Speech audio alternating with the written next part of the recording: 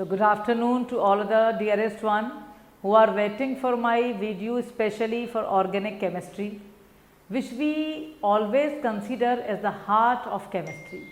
पूरी केमिस्ट्री का इसको हार्ट कहा जाता है, एक दिल है ये केमिस्ट्री का. जिसको ये समझ में आ गया उसको पूरी केमिस्ट्री समझ में आ गई. तो let us continue our journey for organic chemistry. हमने पिछली क्लास में नॉमेनक्लेचर पढ़ा था, उससे पहले आपने इंट्रोडक्शन पढ़ा था और नॉमेनक्लेचर नियरली हो चुका है, बट उसमें कुछ स्ट्रक्चर्स बचे हैं जो मुझे आज करवाना है कि स्ट्रक्चर मतलब नाम दे दिया गया और स्ट्रक्चर बनाने को बोला है. तो without wasting a minute of time let us start our journey. So you please all of you write down the question which is written on the board. Write the structures of the following compounds. Write the structures of the following compounds. ये आप question में डालिए. उसके बाद अपन यहाँ लिखेंगे 1. पहला है 2-chloro 3-methyl pentane. 2-chloro 3-methyl pentane, ये नाम लिखें आप. अब इसका ये स्ट्रक्चर मैंने बना के रखा हुआ है आपके सामने ताकि आप बहुत इजीली इसका स्ट्रक्चर बनाने का मेथड है. जो भी आपका अल्केन है, जैसे आपका पेंटेन है, पेंटेन के अंदर 5 कार्बन एटम्स होते हैं, तो पहले आप 5 कार्बन एटम्स लगा लें. ये आपके 5 कार्बन एटम्स लग गए. इसके अंदर फिर आप देखिए 2 पे क्लोरो लगा है और 3 पे मिथाइल है. 2 पे क्लोरो है और 3 पे मिथाइल है, वो आपने लगाया. Then you can maintain the valency by writing hydrogen atoms. तो यहाँ पर जैसे इस कार्बन पे 3 हाइड्रोजन लगा दिए क्योंकि ऑलरेडी एक बॉन्ड था. इस कार्बन पे 2 बॉन्ड है तो 2 हाइड्रोजन लगा दिए. इस कार्बन पे 1, 2, 3 बॉन्ड है तो ओनली 1 हाइड्रोजन इज रिक्वायर्ड. इसके अंदर भी 1 हाइड्रोजन लगेगा और यहाँ पर 3 हाइड्रोजन. तो ये तो बहुत ही आसान मतलब क्वेश्चन है. नाम दे के स्ट्रक्चर कुछ टिपिकल होते हैं, बाकी सब ईजी होते हैं, तो कोई इतना टेंशन लेने का नहीं है अपन को. अब अपना क्वेश्चन नंबर 2 आया है. क्वेश्चन नंबर 2 थोड़ा अच्छा क्वेश्चन है. इसमें कहा जा रहा है 3 iodo 4 tert butyl heptane. What is tert? Tertiary. Tert यानी टर्शरी. तो क्या कहा जा रहा है यहाँ कि आपको जो मेन अल्केन है वो हेप्टेन है, यानी 7 कार्बन एटम का अल्केन है. 1, 2, 3, 4, 5, 6 और 7. ठीक है, ये 7 कार्बन एटम का अल्केन है हेप्टेन. इसके 3rd कार्बन पे आयोडो है, तो ये आपका 1 है, 2 है, 3 है. यहाँ पर आपका आई है आयोडो. फिर आपका 4 पे क्या लगा है? 4 पे आपका लगा है टर्ट ब्यूटाइल. अब ये ध्यान रखेंगे, पहले से देखिए आपका वही सब जो शुरू में पढ़ा है वो हर लेक्चर में कुछ ना कुछ उसका आ रहा है. टर्ट यानी टर्शरी, ब्यूटाइल. जो कार्बन मेन चेन से लगा है वो टर्शरी होना चाहिए, ये मतलब है इसका. जो आपकी मेन चेन है हेप्टेन 7 कार्बन की, उससे जो कार्बन जुड़ा है वो क्या होना चाहिए? Tertiary carbon atom. यानी जब आप 4 पे लगाएंगे, ये 3 था, ये 4, यहाँ से आपने एक डैश लगाया. इस डैश को आप बॉन्ड में मतलब काउंट नहीं करेंगे, ये तो डैश लगा है क्योंकि यहाँ से एक हाइड्रोजन हटा है, उसके बदले हम ग्रुप लगा रहे हैं. अब जो कार्बन जुड़ा है इस मेन स्ट्रेट चेन से, जो कार्बन जुड़ा है वो कार्बन टर्शरी होना ज़रूरी है. क्या मतलब? उससे 3 ग्रुप लगे होना चाहिए. इस कार्बन से जो मेन चेन से जुड़ा है उससे 3 ग्रुप लगा होना चाहिए. एक CH3 यहाँ, एक यहाँ और एक यहाँ. तो ये आपका हो गया 3. ये 1, 2, 3, 4, 5, 6 और 7. 3 पे आपका आयोडो ग्रुप लगा है और 4 पे आपका क्या लगा है? ये 4 पे आपका टर्ट ब्यूटाइल. 4 पे आपका लगा है टर्शरी ब्यूटाइल. यानी ये कार्बन, अब इस बॉन्ड को अगर कोई गिनेगा तो वो कंफ्यूज हो जाएगा, कहेगा मैडम ये तो क्वार्टरनरी है, 4 जुड़े हैं. नहीं, ये बॉन्ड को मैं बोल रही हूँ काउंट नहीं करो, उसको ऐसा देखो. ये बॉन्ड तो यहाँ से एक हाइड्रोजन हटा है, उसकी वजह से एक ब्रांच लगी है और हमें गिनना कितने हैं टर्शरी के लिए? 1, 2, 3. ये ग्रुप देखना है. तो दिस इज 4 टर्शरी ब्यूटाइल. और क्योंकि आई पहले आता है तो first we write 3 iodo, then 4 tertiary butyl and then we will write heptane. Heptane के लिए यहाँ पर आपने 3 बॉन्ड लगा दिए, यहाँ पर आपके 2 लगे. यहाँ 3 बॉन्ड थे ऑलरेडी तो 1, यहाँ ऑलरेडी 3 है तो एक्सेप्ट 1. यहाँ पर 2 बॉन्ड ऑलरेडी है तो CH2 और यहाँ पर भी CH2 और यहाँ पर आपका CH3. So this is the compound. जो आपका कंपाउंड है वो ये कंपाउंड है और इस कंपाउंड में आपका ये आपका नाम हो गया 3 iodo 4 tertiary butyl heptane. Okay, तो ये आपका सेकेंड वाला हो गया, जल्दी से आप बना लें। Then we will move to the third one, जो कि वो भी काफ़ी अच्छा है। थर्ड वाला भी हमारा काफ़ी अच्छा नाम है, मतलब नाम अच्छा है, उसका हम स्ट्रक्चर अब बनाएंगे। So all of you please draw the second one fast, then we will move to the third one. और इस तरह से आपको सेक ब्यूटाइल, टर्ड ब्यूटाइल, ये सब आपके दिमाग में आ जाएगा, तो आपको फिर से रिवाइज हो रही हैं सारी चीज़ें। अब हम यहाँ पर आ रहे हैं, थर्ड वाला कह रहा है, थर्ड में कहा जा रहा है 4 सेक ब्यूटाइल 2 क्लोरोटोल्वीन। हम सब जानते हैं कि टोल्वीन क्या होता है, बेंजीन रिंग, उसके ऊपर CH3 लगा दिया आपने, तो यह आपने बेंजीन रिंग लिया, यह आपका बेंजीन रिंग है, इसके ऊपर आपने CH3 लगा दिया, ठीक है। यह आपका टोल्वीन है। टोल्वीन में ये कार्बन एटम 1 मान लो अपन, तो ये 2 पे क्या लगा है, Cl क्लोरो, और ये 4 है। अब आप 1 सेकेंड के लिए अपना दिमाग में चलाइए, 1 सेकेंड बस आप चलाएंगे कि सेक ब्यूटाइल जो होता है वो क्या होता है। सेक ब्यूटाइल को अपन किस उससे जानते हैं, सेक ब्यूटाइल को।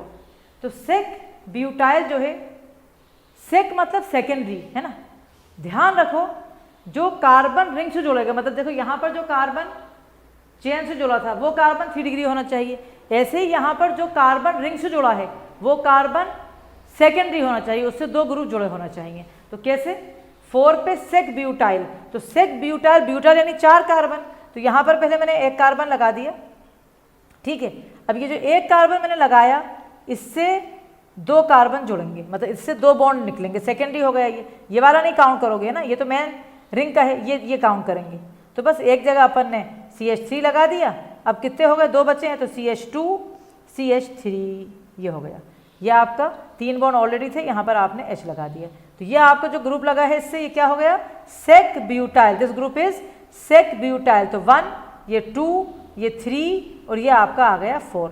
तो 4 पे क्या लगा है आपका, sec butyl 2 chloro sec 4 sec butyl toluene. तो again I will repeat sec butyl का कॉन्सेप्ट, ये वाला बॉन्ड जो रिंग से जुड़ा है इसको नहीं अपन काउंट करेंगे। ये कार्बन हमारा कौन सा कार्बन है, ये कार्बन सेकेंडरी है क्योंकि इससे 2 बॉन्ड जुड़े हैं, और हमें ब्यूटाइल लिखना है, तो एक कार्बन ये हो गया। अब हमें कितने लगाना है, हमें 3 और लगाना है, तो यकीनन यहाँ तो कुछ लगाना ही पड़ेगा, तो एक मिथाइल यहाँ लगा दो, यहाँ एक इथाइल, ये पूरा कंपाउंड हो गया 2 chloro 4 sec butyl toluene. So I hope कि यह आपको बहुत अच्छा लगा होगा कि आपको नाम दिया गया है और नाम की हेल्प से हम क्या बना रहे हैं, स्ट्रक्चर्स बना रहे हैं। तो जल्दी से आप ये भी कर लें, फिर अपन नेक्स्ट क्वेश्चन पे चलेंगे। अब हमारा नेक्स्ट क्वेश्चन बोर्ड पे सामने लिखा हुआ है, आपके सामने है। नेक्स्ट क्वेश्चन आपका है, दिख रहा है सामने, राइट ऑल दी आइसोमर्स, ये लिखा है right all the isomers of C5H11Br। बहुत अच्छा क्वेश्चन है, इस पे अपन स्टार लगाएंगे because it a good question, 3 star यानी इट्स वेरी वेरी इंपॉर्टेंट।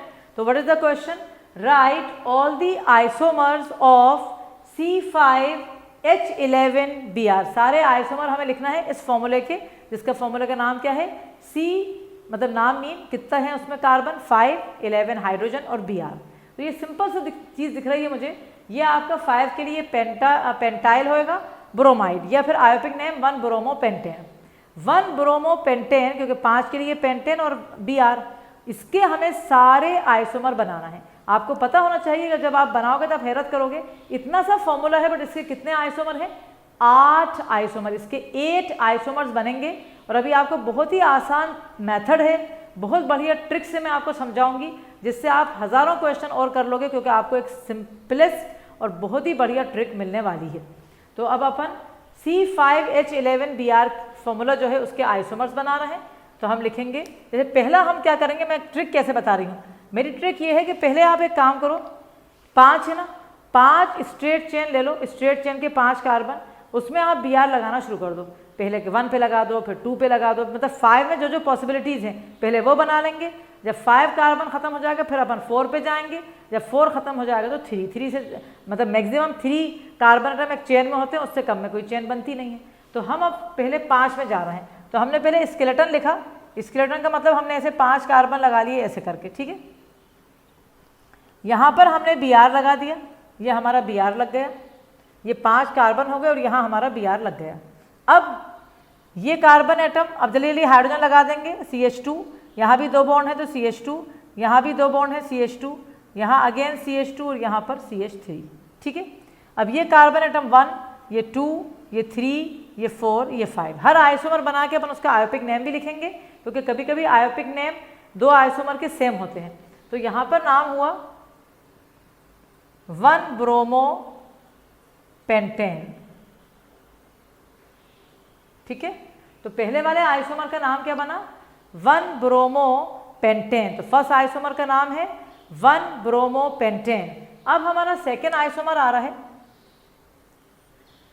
देखो आपको अभी कार्बन एटम 5 ही लेना है, जब तक पॉसिबिलिटी है कि 5 में क्या क्या बन रहा है, जब तक अपन को 5 ही लेना है। अब अगर हम यहाँ 5 ले रहे हैं और Br को हम सिर्फ 1 के बदले 2 पे कर रहे हैं, तो वो भी हमारा एक आइसोमर है, उसका नाम है 2 ब्रोमो पेंटेन। वैसे भी आप सब जानते हैं कि आइसोमर का मतलब क्या होता है, वो कंपाउंड जिनका मॉलिक्यूलर फॉर्मूला सेम होता है, सिर्फ स्ट्रक्चर अलग होता है। तो अब हम यहाँ पर अगर सेकेंड देखेंगे तो फिर आपने ये 5 कार्बन बनाए और सेकेंड पे आपने Br लगा दिया एंड अगेन आपने टेट्रावैलेंसी मेंटेन करी। यहाँ 3 बॉन्ड है तो 1 हाइड्रोजन लगेगा, यहाँ 2 है तो CH2, यहाँ भी 2 है CH2 और यहाँ 1 है तो CH3। इसका नाम हो गया 2 ब्रोमो पेंटेन, है ना। इसका नाम क्या हो गया, 2 ब्रोमो पेंटेन।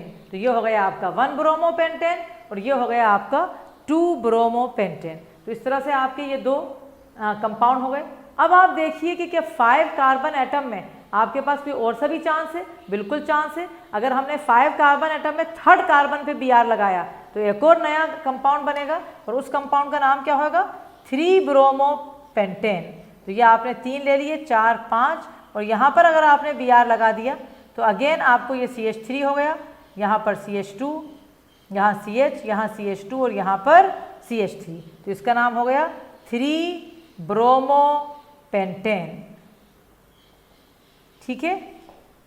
जिस तरह से आपका 1 ब्रोमो पेंटेन है आपके पास 2 ब्रोमो पेंटेन है और आपके पास 3 ब्रोमो पेंटेन है। 3 आइसोमर आपने बना लिए। अब आप रिकॉल करो अपने दिमाग में, क्या 5 कार्बन एटम में अभी भी चांस है? मुझे लग रहा है अब कोई भी चांस नहीं है, क्योंकि अगर आप इसको यहाँ लिखोगे समझ के कि 4 ब्रोमो पेंटेन है तो वो बिल्कुल गलत हो जाएगा, क्योंकि नंबरिंग यहाँ से करोगे तो वो 2 ब्रोमो पेंटेन ही आएगा। तो 5 कार्बन एटम की चेन में हमारे पास सिर्फ और सिर्फ 3 चांसेस हैं। अब हम मूव करेंगे तो हम 4 कार्बन एटम की चेन पे आएंगे। जब तक आप उधर लिख लें, इधर अपन रब कर रहे हैं ताकि यहाँ पर अपन फिर मतलब बचे हुए जो आइसोमर हैं आपके वो आप इस साइड पे बनाएंगे। और अब आप दिमाग चलाइए कि जो अब आइसोमर आपके बनेंगे वो उसमें जो मेन चेन है हमारी वो कितनी होगी बेटा, वो हमारी होएगी 5 कार्बन एटम की। हमारी मेन चेन होएगी 5 कार्बन एटम की, आपकी मेन चेन अब अपन लेंगे। 5 की हो गई, अब अपन 4 की ले रहे हैं। तो अब अपन का 4th आइसोमर अपन बना रहे हैं। सपोज हमने 4 कार्बन एटम की चेन ली, ये 4 कार्बन एटम की चेन है और एक कार्बन को हमने ब्रांच में ले लिया। सपोज मैंने यहाँ वाले कार्बन को ब्रांच में ले लिया, ये हमारा ब्रांच में आ गया, ठीक है। तो अब ये 5 तो हो गए, इसको मैंने यहाँ ब्रांच में ले लिया और यहाँ पर मैंने सपोज Br लगा दिया। तो यहाँ मेरा CH2 हो गया, यहाँ मेरा CH, यहाँ CH2 और यहाँ पर CH3। ये मेरा कंपाउंड हो गया। इस कंपाउंड में 1 पे मेरा ब्रोमो है, ठीक है, 2 पे आपका मिथाइल है और फिर 4 के लिए आपका ब्यूटेन। तो 1 ब्रोमो 2 मिथाइल ब्यूटेन, ये आपका कंपाउंड है। 1 ब्रोमो 2 मिथाइल ब्यूटेन, ये पहला कंपाउंड, मतलब 4 वाले में बता रही हूँ। अब आपके पास चांस है कि आप अपने आप चेंज कर दो। क्या मतलब, अभी आपने ये स्केलेटन को फिक्स कर लिया, अब आप Br को चेंज कर सकते हो। अभी Br फर्स्ट पे था, अब हम Br सेकंड पे लगा दें। तो फिर हमने 4 कार्बन एटम का स्केलेटन लिया, ठीक है, और यहाँ पर हमने CH3 ऑलरेडी लगाया हुआ है। अब हम Br को यहाँ लगा देंगे। तो ये हमारा यहाँ आ गया, ये आपका CH2 और ये आपका CH3। तो क्या नाम हो गया, 2 ब्रोमो, ये आपका 2 ब्रोमो हो गया, डैश 2 मिथाइल, 2 ब्रोमो 2 मिथाइल और फिर हमारा आ गया ब्यूटेन। 2 bromo 2 methyl butane. तो ये भी आपका एक अलग कंपाउंड बना, अलग नाम वाला, नाम अलग है तो कंपाउंड भी अलग है। और यहाँ पर भी जो स्ट्रेट चेन है आपकी वो कितने कार्बन की है, 4 की, तो वो ब्यूटेन वाला आइसोमर आया। अब अगर अपन ध्यान से देखेंगे फिर से, तो एक और हमारे पास चांस है बढ़िया। वो चांस क्या है कि आप 2 पे तो मिथाल रखे हैं, लेकिन Br को आप इधर कर दें, मतलब मिथाल को वहीं रहने दें, लेकिन Br को आप इधर कर सकते हैं। जैसे कि आप ये कर दें ये आपके पास 4 कार्बन है, यहाँ पर आपने CH3 लिया है और यहाँ पर आप Br ले लें। अगर आप ऐसा करेंगे, जब भी आपका जो मेन स्केलेटन है वो 4 का ही रहेगा, लेकिन कंपाउंड अलग हो जाएगा। अब आपकी नंबरिंग यहाँ से होगी कि Br से करीब है, Br अल्फ़ाबेटिकली Br पहले आएगा, तो इसका नाम हो जाएगा 2 bromo 3 methyl butane. 2 bromo 3 methyl butane. तो फिर आपका ये आपके 4 कार्बन एटम के आइसोमर बन गए हैं।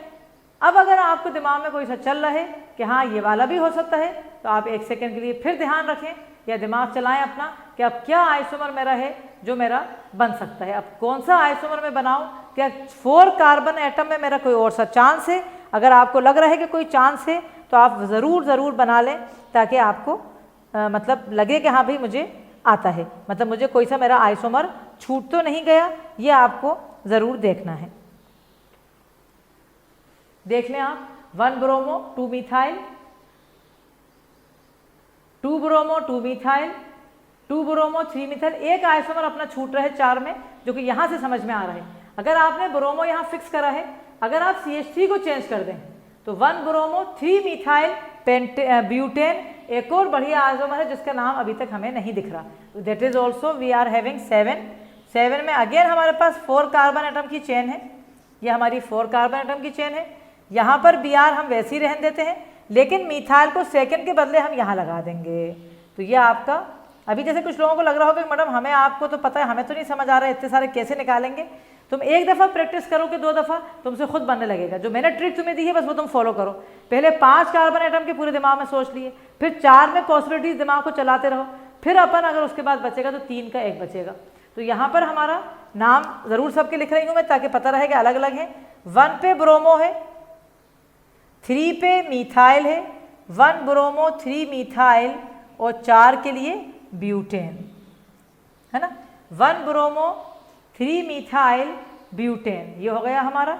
अब हम आ रहे हैं 8th कार्बन एटम पे, मतलब सॉरी 8th आइसोमर पे आ रहे हैं हम। 8th आइसोमर हमारा, पहले आप इतना बना लो जल्दी से और देखो कि 8th आइसोमर में 4 वाले के चांस पूरे ख़त्म हो गए हैं, 5 वाले के चांस हमारे पूरे ख़त्म हो गए हैं। अब मुझे लग रहा है कि अपने पास 3 वाला बस एक चांस देख सकते हैं, क्योंकि टोटल मैंने स्टार्टिंग में बताया था आपको कि इस कंपाउंड के जो इतना छोटा सा लग रहा है C5H11Br, इसके 8 आइसोमर बनेंगे।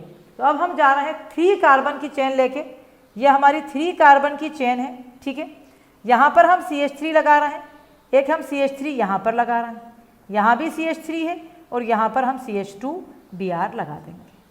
तो इसका नाम हो जाएगा 1 ब्रोमो 2,2 डाई मिथाइल प्रोपेन। लिख लें इसका नाम, 8th आइसोमर का नाम बोल रही हूँ मैं, 1 bromo 2,2 di methyl propane. Again 1 bromo 2,2 di methyl propane. तो इस तरह से अपन कह सकते हैं कि सारे आइसोमर C5H11Br के आपके सामने बोर्ड पे हैं। मैं आपको 1 मिनट दे रही हूँ कि अगर आपका कुछ छूट गया है तो आप बहुत जल्दी उसको बना लें और फिनिश कर लें। इस तरह से हमारे नॉमेनक्लेचर तकरीबन पूरे ख़त्म हो गए हैं। अब प्रैक्टिस के लिए तो आपके पास जितना चाहें आप प्रैक्टिस कर सकते हैं, उसमें कोई टेंशन नहीं है। कोई सा भी बुक उठा लो, उसमें से कोई सा भी क्वेश्चन लेके प्रैक्टिस कर लो, दैट इज़ ओके।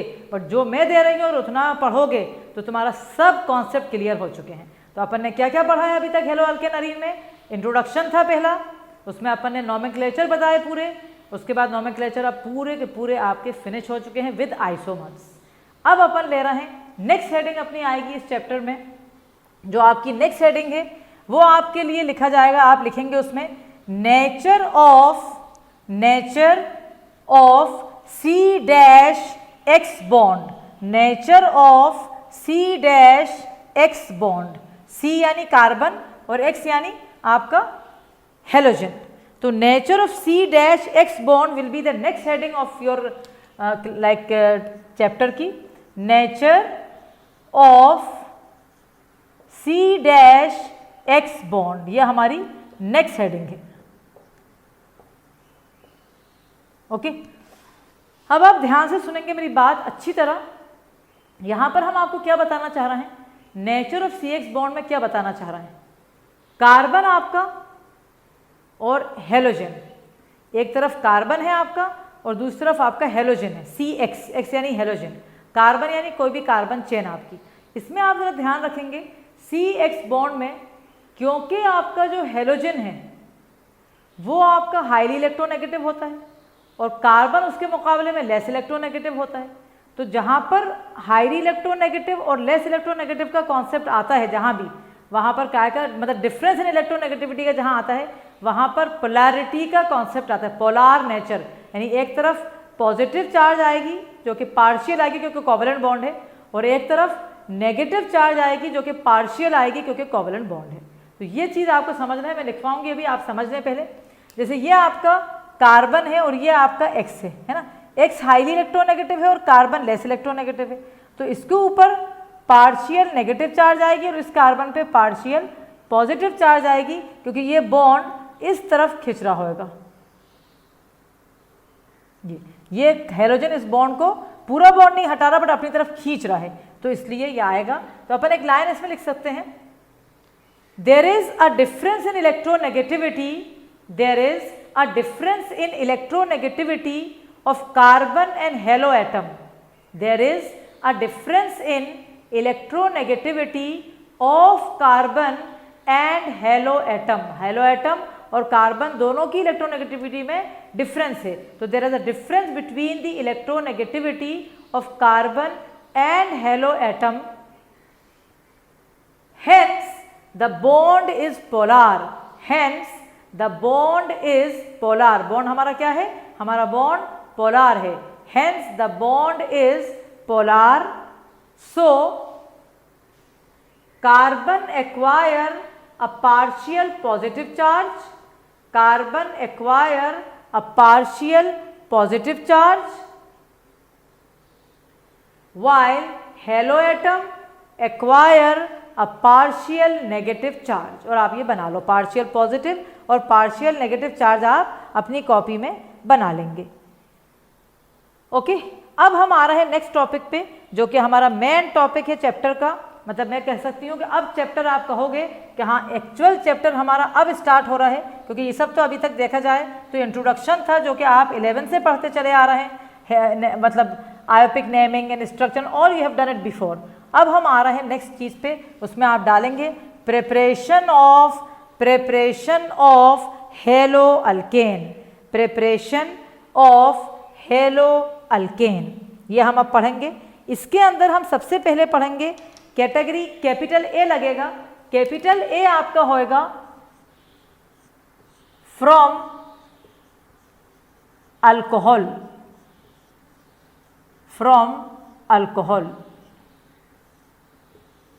ठीक है। तो हम हेलो अल्केन का प्रिपरेशन पढ़ेंगे।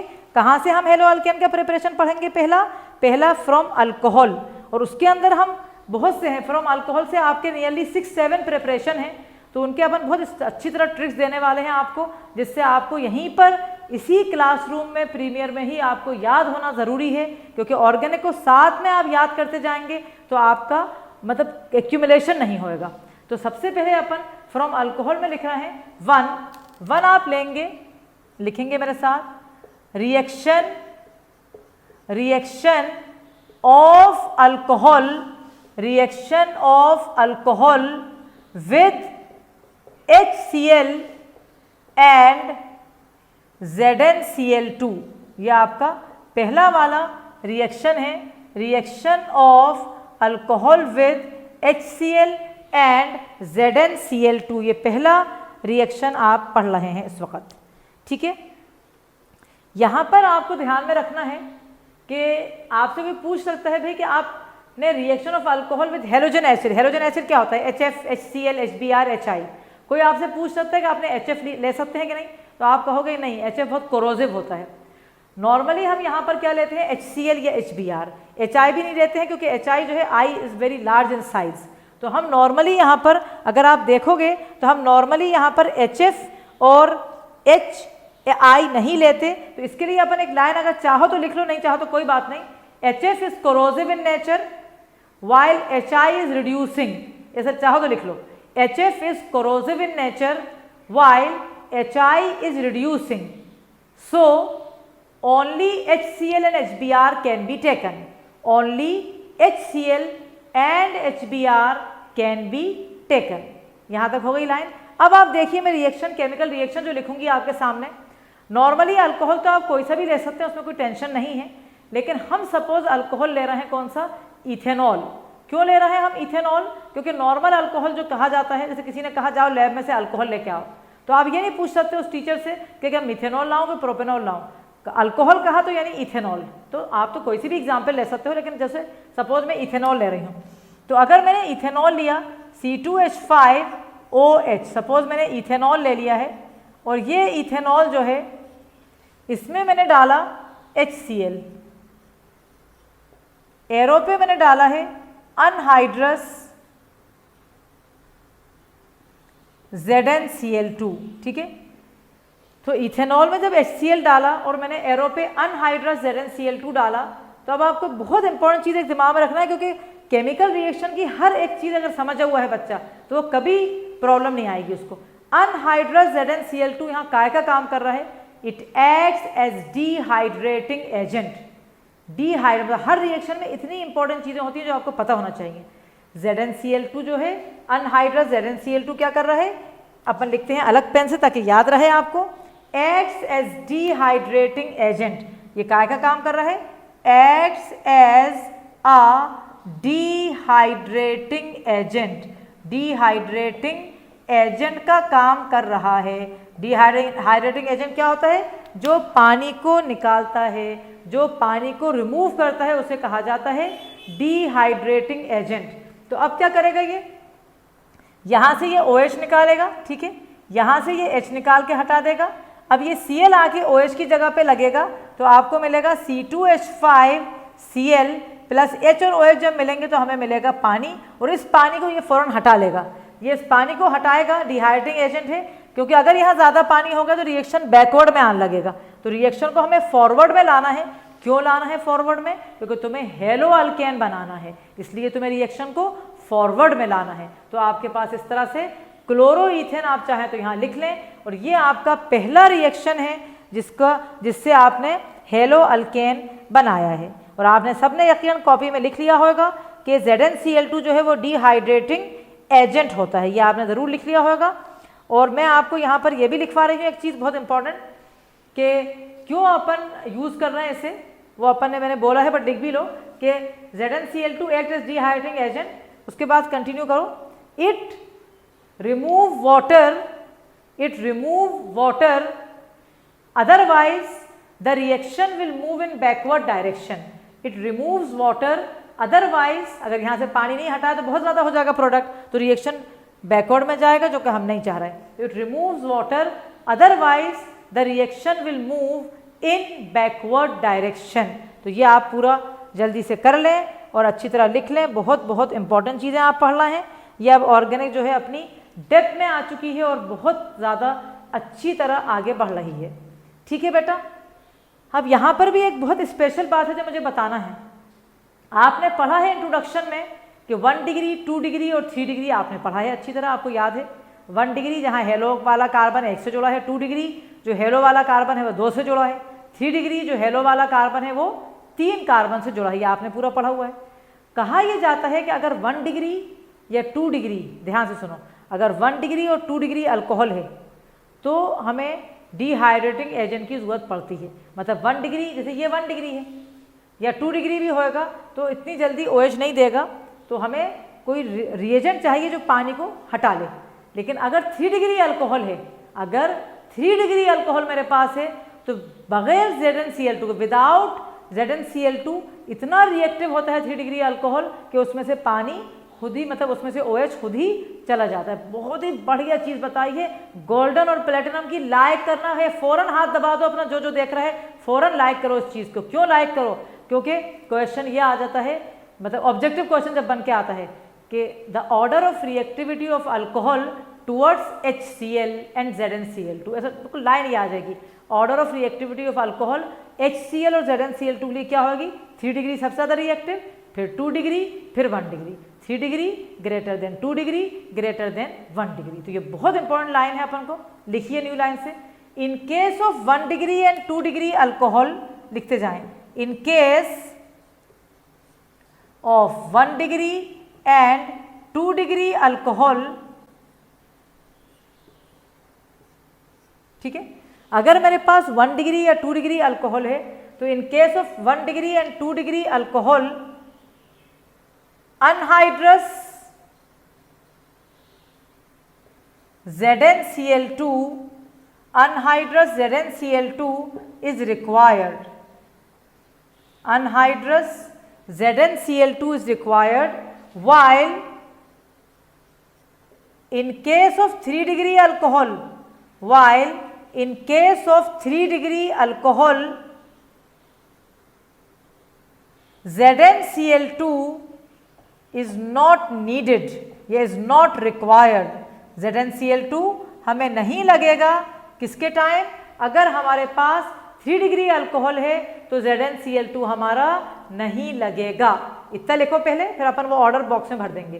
तो in case of 1 degree and 2 degree alcohol, anhydrous ZnCl2 is required, while in case of 3 degree alcohol ZnCl2 is not required।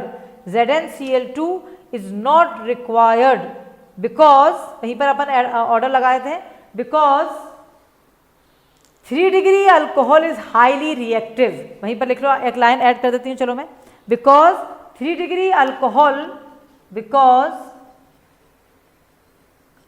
3 degree alcohol is highly reactive, क्योंकि 3 degree alcohol क्या है, वो highly reactive होता है, इसलिए हम जो है नहीं लगाते उसमें, ZnCl2 के बगैर भी काम चल जाता है। तो अब आप एक बॉक्स लेंगे और उस बॉक्स में आप भरेंगे बहुत बहुत इंपॉर्टेंट चीज़, उसको पूरा रट लेंगे, order of reactivity, order of reactivity of alcohol, order of reactivity of alcohol towards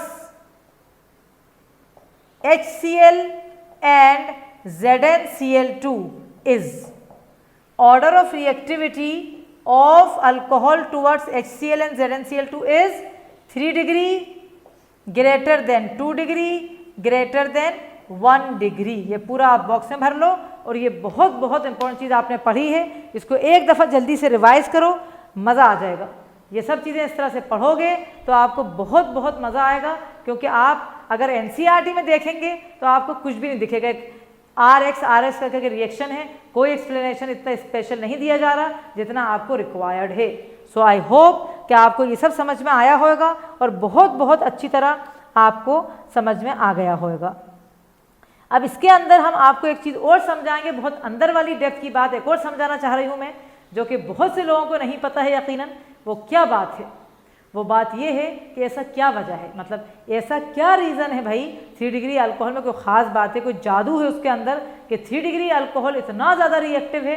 reactive का मतलब क्या है, OH फटाफट दे देगा, ये मतलब हुआ ना। OH इतनी आसानी से वो कैसे दे सकता है 3 डिग्री अल्कोहल जिसमें ZnCl2 की ज़रूरत ही नहीं है। ये बहुत बड़ा चैलेंजिंग क्वेश्चन है और बहुत बढ़िया क्वेश्चन है कि why 3 degree alcohol is highly reactive. या आप एक लाइन लिखें, 3 degree alcohol is the most reactive one because 3 degree alcohol is the most reactive one because। आज जब तक मैं बोर्ड मिटा रही हूँ, एक सेकंड आप सोचिए कि ऐसा क्या खास जादू है उसमें जिसकी वजह से आपका 3 डिग्री अल्कोहल जो है वो इतना ज़्यादा रिएक्टिव है कि उसको अनहाइड्रस ZnCl2 की भी ज़रूरत नहीं है, ज़रूरत नहीं है। तो व्हाट इज़ दैट, अब मैं बता रही हूँ आपको। अब आप सोचोगे फिर कि मैडम ने जो इंट्रोडक्शन के लेक्चर हमें दिए थे वो कितने ज़्यादा इंपॉर्टेंट थे। आप सारे मीज़ोमेरिक इफेक्ट वगैरह पढ़ो, पूरा इंट्रोडक्शन एक दफ़ा रिवाइज कर लो। मैं एकाध मतलब कुछ दिनों में एक बढ़िया क्विज बनाने वाली हूँ जो कि मैं यूट्यूब पे डाल रही हूँ, बढ़िया, जो चाहे उसमें आ सकता है। उस क्विज में मज़ा आ जाएगा, उस क्विज में एक अलग ही रिएक्टिविटी रहेगी उस क्विज में। तो let us explain the meaning of order why the 3 degree alcohol is the most reactive one देखिए ध्यान से, यहाँ समझिए मेरी बात।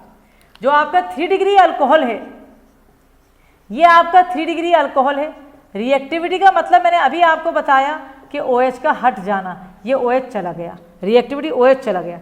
जाने के बाद क्या फ़ायदा कर रहा है? जब भी कोई चीज़ जाती है, जाने के बाद जो चीज़ को छोड़ के जाती है, अगर वो स्टेबल है तो वो बहुत ही ज़्यादा मतलब चाहेगा OH को बाहर करना। OH चाह रहा है बाहर जाना, OH बाहर निकल के जाना चाह रहा है, मतलब 3 डिग्री अल्कोहल चाह रहा है कि OH को बाहर फेंक दे, बाहर फेंक दिया। क्यों फेंका? क्योंकि जब वो OH चला गया तो कौन सा कार्बोकेटाइन बता, आपको सबको दिख रहा है, ये है आपका 3 डिग्री कार्बोकेटाइन। जब ही कहा था कि जो इंट्रोडक्शन अमीनो एटम हम दे रही हैं, जो DSC क्लासेस दे रहे हैं, वो गोल्ड और प्लेटिनम जैसा है, क्योंकि पूरी केमिस्ट्री में हर जगह वो काम आ रहा है।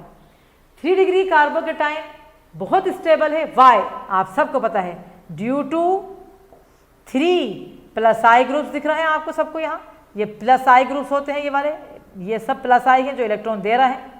और एक और चीज़ बढ़िया दिख रही है आपको, बहुत ज़बरदस्त, ये कार्बन है कार्बोकेटाइन वाला, इसके पास वाला कार्बन ये अल्फा और ये अल्फा। कितने अल्फा कार्बन दिख रहे हैं? 3। हर अल्फा कार्बन पे 3 हाइड्रोजन है, तो टोटल कितने अल्फा हाइड्रोजन है? 9। तो क्या हुआ? Due to 3 +I groups and 9 alpha hydrogen atoms. कितने अल्फा हाइड्रोजन एटम्स है यहाँ? 9 अल्फा हाइड्रोजन एटम्स है। यानी क्या है? Hyper conjugation. हाइपर कॉन्जुगेशन के 10 स्ट्रक्चर्स बनेंगे। और आप सब जानते हैं कि हाइपर कॉन्जुगेशन यानी रेजोनेंस, एक एक स्ट्रक्चर से दूसरे स्ट्रक्चर में ज़्यादा तो एनर्जी इतनी ज़्यादा रिलीज होती है कि हाईली स्टेबल है। समझ आया? क्या बढ़िया ऑर्गेनिक केमिस्ट्री पढ़ाई जा रही है। जो समझदार है उसको समझ में एक एक वर्ड आ रहा है। विजिट करो वीडियोस को, एक एक दो दफ़ा देखो, शेयर विद मैनी। जब ये एक चीज़ आपको मिल रही है जो इतने लोग देख सकते हैं, तो क्यों इससे लोग फ़ायदा नहीं उठाएं? आप जितनों को शेयर करोगे उतना ही आपका एजुकेशन बढ़ेगा। मैं हमेशा आपसे ये बात कह रही हूँ। तो आप ये पूरा लिख लें कि 3 डिग्री अल्कोहल हाईली रिएक्टिव क्यों है? क्योंकि वो after removal of OH it will give a 3 degree carbocation which is stabilized by 3 +I group and 9 alpha hydrogen atom, यानी hyper conjugation. So I hope it is very much clear my dear children. So very good. यहाँ तक आपका हो गया है पूरा। इस तरह से मैं कह सकती हूँ कि आपका फ्रॉम अल्कोहल का पहला रिएक्शन अभी अपना हुआ है, जो कि पढ़ाने में अगर चाहें तो अपन 1 मिनट भी ले सकते थे, जो कि अपन ने 15 मिनट से अपन एक ही रिएक्शन पढ़ा रहे हैं, क्योंकि वो इतना ही ज़्यादा मांग रहा है, वो इतना ही ज़्यादा मतलब एक्सप्लेनेशन मांग रहा था। So I hope it is clear. अपन ने सब ने कर लिया 1। अब अपन आ रहे हैं सेकंड पे, मतलब फ्रॉम अल्कोहल आपने कैपिटल A डाला है, उसके अंदर अब आप 2 डालिए, क्योंकि 1 आपका हो चुका है। अब आप उसमें 2 डालेंगे। 2 जो आपका है उसमें वो आप लिखेंगे reaction of alcohol. I hope you have done this. तो reaction of alcohol with NaBr and H2SO4। Reaction of alcohol with NaBr, ये सेकेंड है प्रिपरेशन फ्रॉम अल्कोहल का। रिएक्शन के लिए मैंने शॉर्ट में RXN लिख दिया। Of alcohol with NaBr and H2SO4। ठीक है, very important. Reaction of alcohol with NaBr and H2SO4। NaBr क्या होता है? सोडियम ब्रोमाइड, और H2SO4 क्या होता है? Sulphuric acid. यहाँ पर ज़्यादा कुछ इतना एक्सप्लेनेशन नहीं है, नॉर्मल रिएक्शन है ये, एक मेथड है जिससे हम बनाते हैं हेलो अल्केन। तो ये NaBr लिया आपने, यहाँ पर आपने H2SO4 डाला। अब आप देखें यहाँ पर आपका C2H5Br तो आ ही जाएगा, जैसे ब्रोमो बनाने का अगर मेथड है, NaCl भी ले सकते हो। फिर आपको एक H यहाँ से OH को ले जाएगा तो पानी बनेगा, और एक H हटने के बाद ये बचेगा HSO4। HSO4 में Na लगेगा तो सोडियम हाइड्रोजन सल्फेट। तो ये हो जाएगा C2H5Br plus NaHSO4 plus water. ठीक है, तो you will be getting bromoethane. तो what you will be getting? C2H5Br bromoethane plus sodium hydrogen sulphate plus water. इसमें इतना ही है, इससे ज़्यादा इसमें कोई चीज़ खास पढ़ने की नहीं है, तो आप इतना इसमें टेंशन नहीं लें, यहाँ पर इतना ही लगेगा। अब हमारा आ रहा है थर्ड, जो कि फिर एक ट्रिक में दूंगी जो तुम्हें मज़ा आ जाएगा उस ट्रिक में। थर्ड वाले रिएक्शन में आपको बहुत मज़ा आने वाला है, वो है रिएक्शन विद PCl3।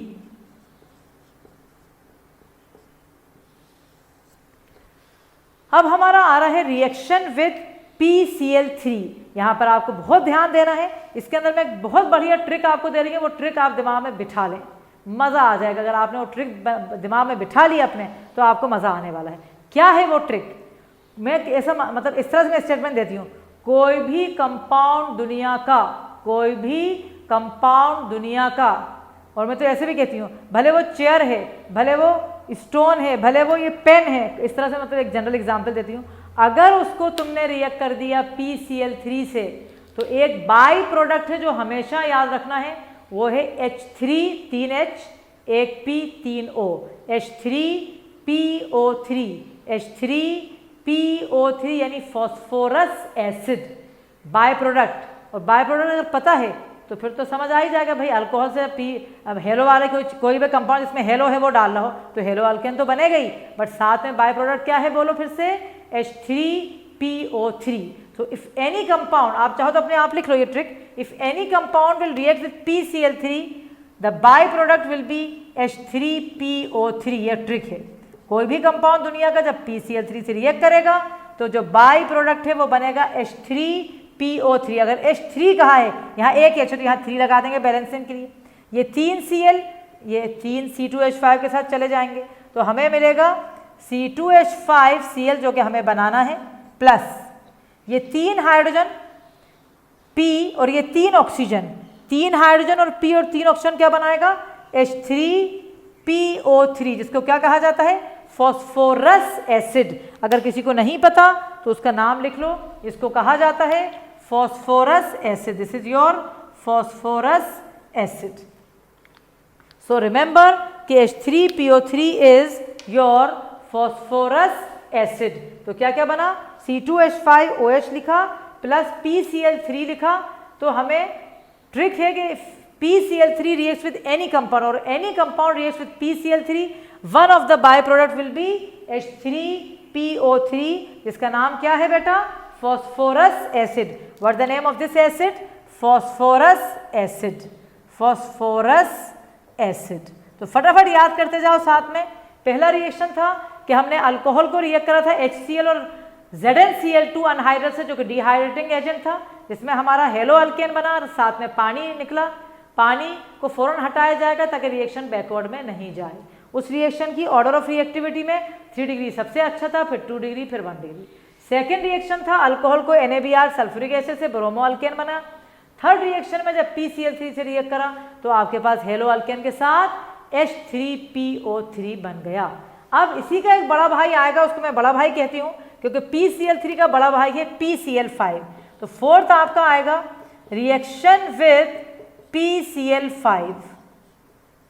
अब आपका आएगा रिएक्शन विद PCl5। PCl3 हो गया, अब हमारा रिएक्शन आ रहा है किसके साथ, PCl5 के साथ।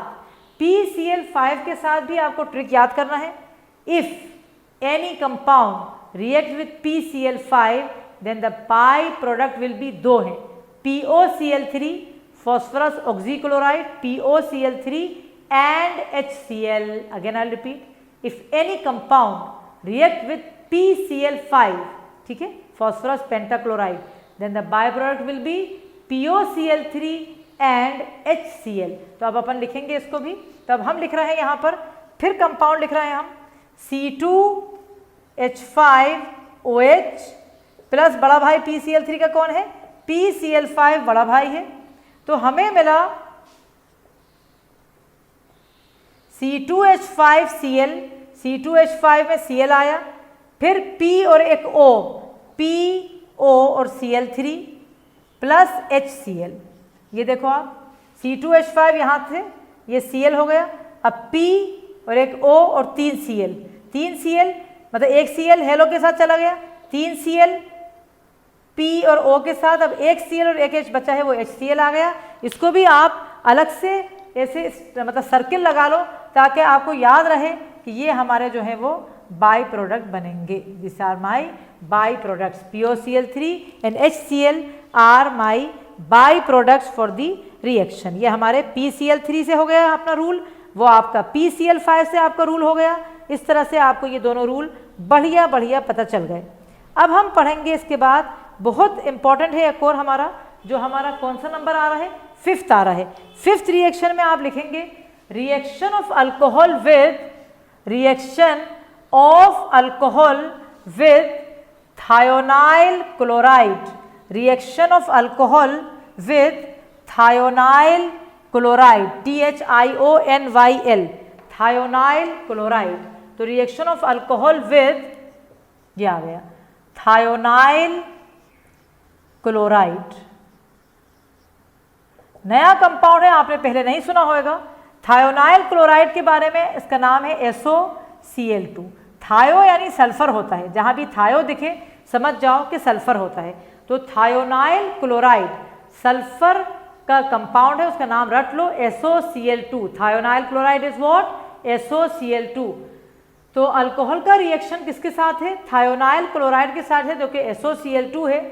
इसमें हम फिर अल्कोहल ले रहे हैं, ये अल्कोहल लिया हमने और इसमें हमने डाला thionyl chloride.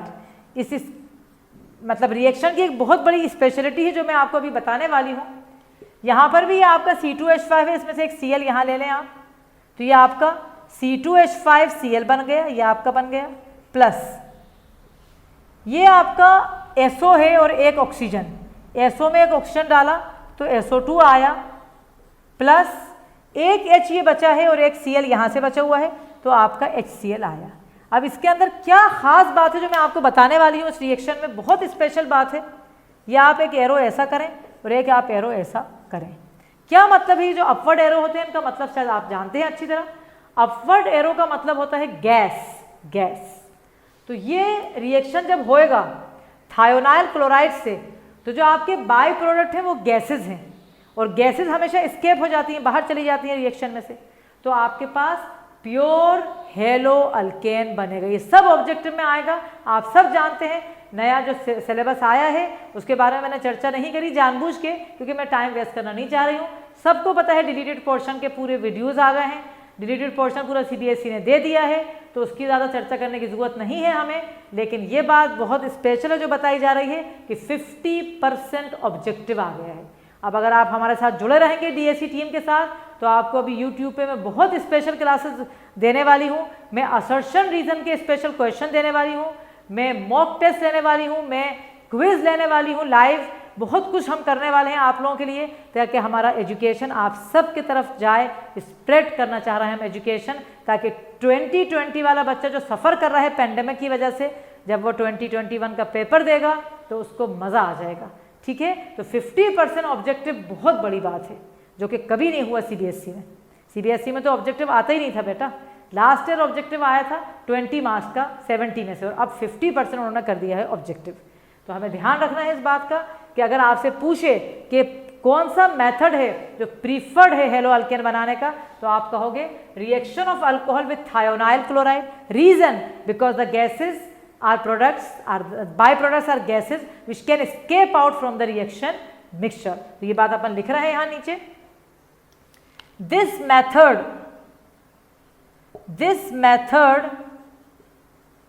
is the preferred method. This method is the preferred method for the preparation of haloalkane. For the preparation of haloalkane as the byproducts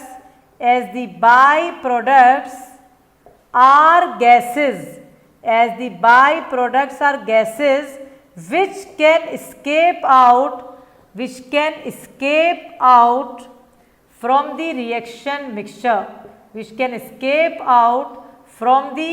reaction mixture, जो हमेशा मतलब बाहर चली जाएंगी, रिएक्शन मिक्सचर से बाहर निकल जाएंगी। मतलब क्या फायदा हो रहा है इससे? Pure hello alkane is formed. Pure hello alkane is formed. Pure hello alkane हमारे पास बन जाएगा। Pure hello alkane is formed. ये पूरा आप लिख लें। और बहुत बहुत इंपॉर्टेंट चीज़ है जो आपने लिखी है, ये बहुत ज़्यादा इंपॉर्टेंट मानी जाती है। और इसका एक नाम है, इसका एक नाम है जो कि एनसीईआरटी नहीं दे रहा है, लेकिन अपन ज़रूर पढ़ेंगे क्योंकि एक साइंटिस्ट ने निकाला था। इसका नाम है डार्जन प्रोसेस। इस प्रोसेस का नाम है, जहाँ पर आपका अल्कोहल थायोनाइल क्लोराइड से पढ़ रहा है, उसका नाम है डार्जन प्रोसेस। तो ये भी आपको मालूम होना चाहिए आपकी एक्स्ट्रा नॉलेज के लिए। तो इस तरह से अपन अगर देखेंगे तो हमने ये 2 पहले का लिखा हुआ है, ये हमने 5 पढ़ा है अपन ने आज। अगर आप देखेंगे ध्यान से तो आपने आज 5 बहुत अच्छे अच्छे मेथड पढ़े हैं अल्कोहल के प्रिपरेशन के। और अब हम नेक्स्ट क्लास में, जो कि आपकी अगली क्लास जो होने वाली है ऑर्गेनिक की, उसमें हम हेलो अल्केन के फ्रॉम अल्कोहल जो थोड़े बहुत 2-3 बच्चे हैं प्रिपरेशन वो करेंगे। और फिर हम आगे फर्दर अपनी जर्नी बनाएंगे, प्रिपरेशन की कंटिन्यू करेंगे। तो आप सबसे हमारी एक रिक्वेस्ट है डीएससी टीम की, स्पेशल डॉक्टर अमीना क्लासेस में से डॉक्टर अमीना एचओडी केमिस्ट्री की, कि आप प्लीज़ मेहरबानी करके ऑर्गेनिक अभी स्टार्टिंग ही है, अभी ज़्यादा नहीं गए हैं, आप मेरे साथ बेटा करते जाइए, जो रिवीजन मेरे साथ चल रहा है वो करते जाएं, ताकि ऑर्गेनिक आपकी सबसे बेस्ट ब्रांच बन जाए केमिस्ट्री की। ठीक है, with this quote I want to finish the class. We will meet very soon in the next class. Bye bye.